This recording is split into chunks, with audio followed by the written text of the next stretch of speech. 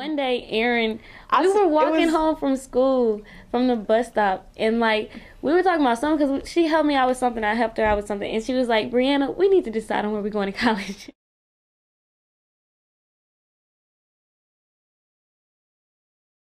And I was like, okay, first thing we have to do is decide, are we going together? Together is so much better than it is if we're apart. It's like it's a built-in study buddy, and it's I don't have to call somebody to say, oh, can you help me with this? It's like if I don't know something, she knows it. If she doesn't know something, I know it. And so we still like that right now. And it is. In college, crazy. It's helpful, but I couldn't.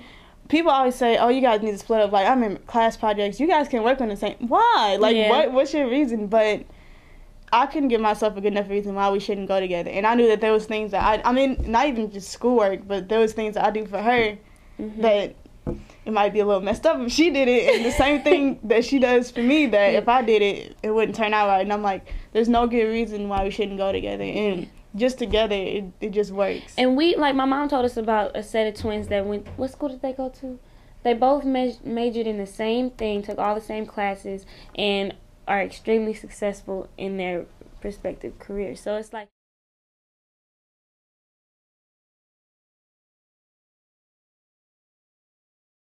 it just has a reputation. Like you say Howard and people amazed. So I was like, no, I want to be a part of that. The Harvard of the HBC. The black Harvard. So that's what we decided to go.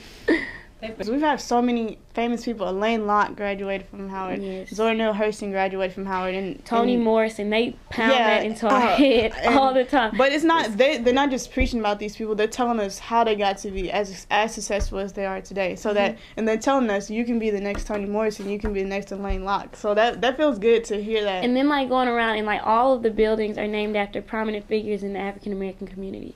Like Mary McLeod Bethune for the Annex, and Harriet Tubman for the Quad, Charles Drew for one of the boys' dorms. There's George Locke Hall, Elaine Locke Hall. Exactly. It's really motivation to succeed, motivation to be something and have your name out there, and to be able to have people in your community look up to you and say, oh wow, she really did something, and she graduated from Howard. Yeah.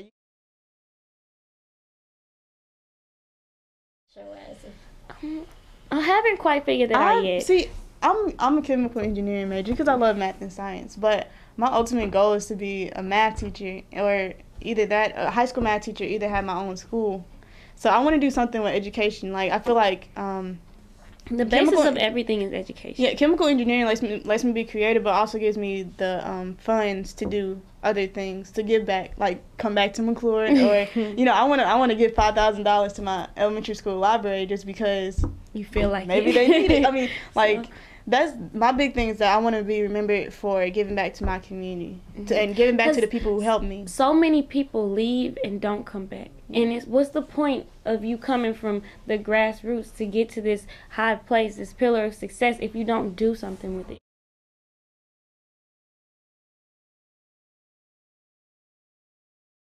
So those 11 schools that they applied to, it all came about because they had this plan. They had this flow chart. And so they had a list of things that they needed to get as far as like the essays and letters of recommendation and the application deadlines and whatever. And so once a week they would go through this list to check off what it was that they had done.